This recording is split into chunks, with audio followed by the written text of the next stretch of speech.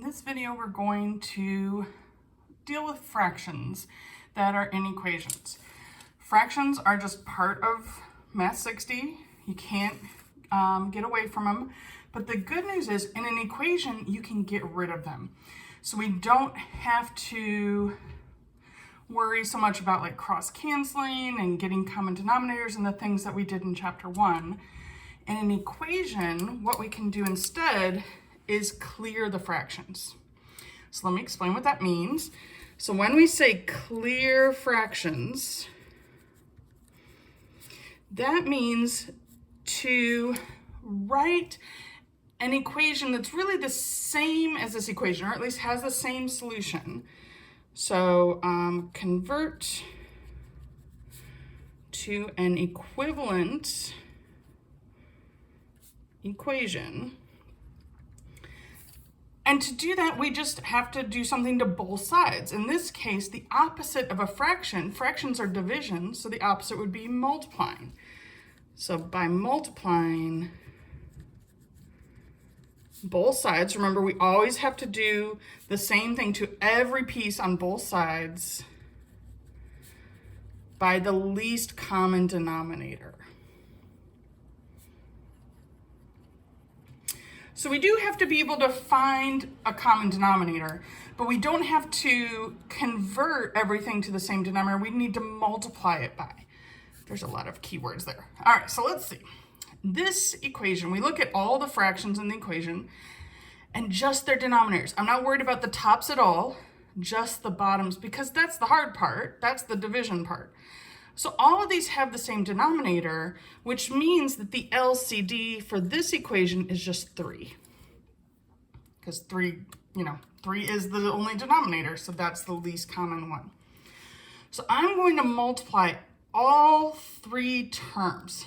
So we multiply, terms mean pieces that are added or subtracted, and we're looking at all terms on both sides. So I'm going to take 2/3 y and multiply by 3, plus 1/3, multiply that by 3, equals 7/3, multiply that by 3. So I'm multiplying everything by that least common denominator. See how on both sides, every piece. And what's going to happen is multiplying by 3 undoes the divide by 3. So that will cancel each of these denominators, because it goes to 1, right? When we say cancel, 3 divided by 3 is just 1. So this is like multiplying by 1, which doesn't do anything. And then we look for, well, what's left? So after the 3's go to 1, we end up with 2y here, plus 1. So there's still a 1 here. Even, the 3's went away, but there's still a plus something there. In this case, the 1, equals 7. Now that we've gotten rid of the fractions, this is, it's, for some of us, solving for an equation is still a little bit new. It's going to take a couple steps, but this doesn't feel quite as bad as what we were looking at to begin with. So now we just solve it using our regular PEMDAS in reverse. Remember, SAD/MEP. So we're going to always undo addition, subtraction first, opposite of order of operations. So I'm going to subtract 1 from both sides. So the 1, positive 1 and negative 1 add to 0, so we're just left with the 2y equals 6. And then we undo multiplication by dividing both sides by 2. And we're trying to get y by itself. So anytime we're saying solve an equation means get the variable alone. So I end up with y equals 3 as my solution. So this is our answer, but we should definitely check to see if it works in the original equation. When checking, you really want to check in the original. Now, the directions here says check your solutions in both equations. So this one here is the equivalent equation without fractions. We've cleared the fractions by multiplying by that LCD. So we could check that one and it'd be the easy check, right? 2 times 3 plus 1, does that equal 7? because it's 2y plus 1 equals 7. So yeah, 2 times 3 is 6 plus 1 is 7. That checks out. But really, if, you know, maybe we made a mistake clearing the fractions. So really you want to check in the original. The good thing about checking though is that it's okay to use a calculator. It's not meant to be like you have to do a whole bunch of steps. We're just seeing once I plug in y equals 3, does that actually equal 7/3? So let's see. Oh, I don't know what that number is. Let's clear that. All right, so I'm going to do 2 divided by 3 times 3 plus 1/3 equals. All right, well, that's 2.33 repeating. And so I want to see, well, does that equal 7/3? 7 divided by 3 equals, oh, look, 2.33 repeating. So yes, it checks out. You could, of course, actually like do the multiplication here and it already has a common denominator. But I want us to know that like for checking your answer, it's okay to use a calculator. I want you to know how to get rid of the fractions to solve for the variable. But if it's just a check, it's okay to type it in. All right, let's do another one with a little more challenging of a common denominator. So in this one, we have to find the common denominator. So right now, our 3 denominators are 2, 3, and 6. I'm not going to count this 3 as a separate denominator, even though it is, because it's not going to change the common denominator. What I'm seeing is that 6 would take care of all of these because 6 goes into 6, 3 goes into 6, and 2 goes into 6.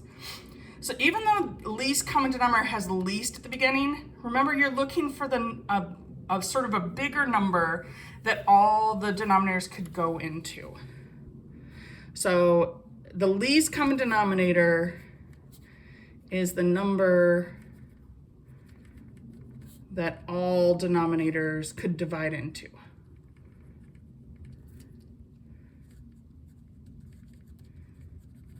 So 6 divided by 2 is a whole number, 6 divided by 3 is a whole number, 6 divided by 6, so we're good.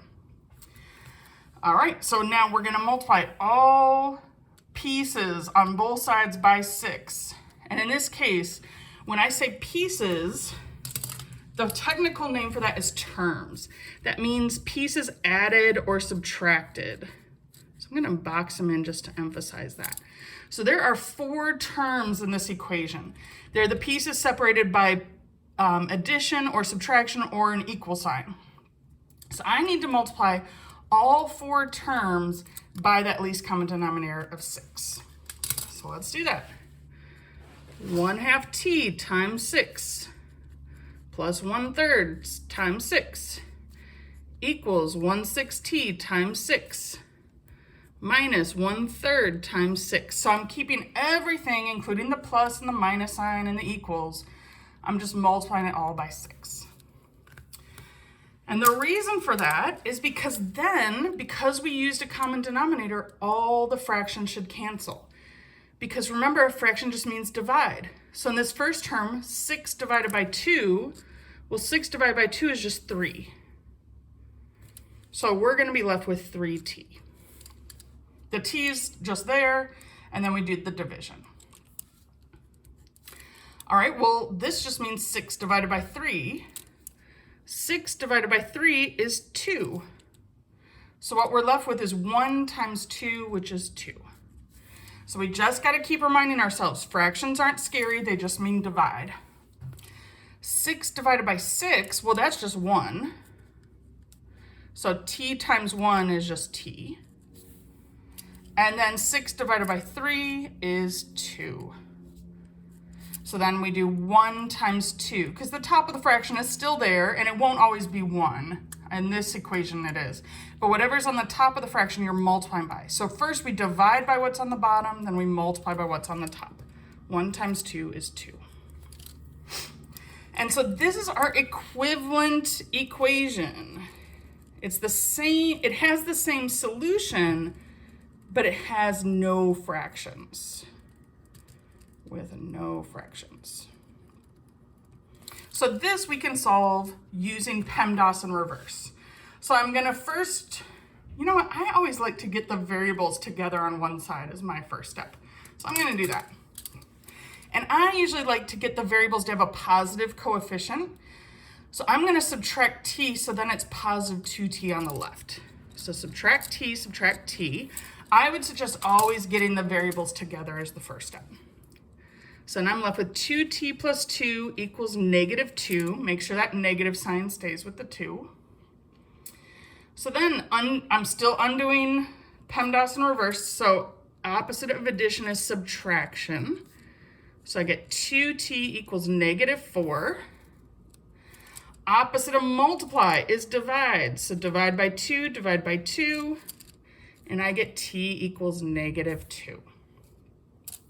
Now I just realized in the previous equation, I didn't use curly brackets for my solution. I think I was waiting until after we checked, and then I never got to it. So in this one, I'm gonna do it first. Let's put that negative 2 in curly brackets, but we should also check. Now you can check the 2 in the equivalent equation, but just in case we made a mistake clearing the fractions, we should probably check in the beginning. So it's gonna be 1/2 times negative 2.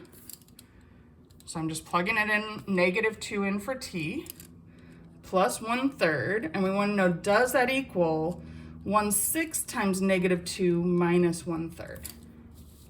Oops, sorry, I'm cutting off there. All right, let's try it. Remember, for checking, totally fine to use a calculator.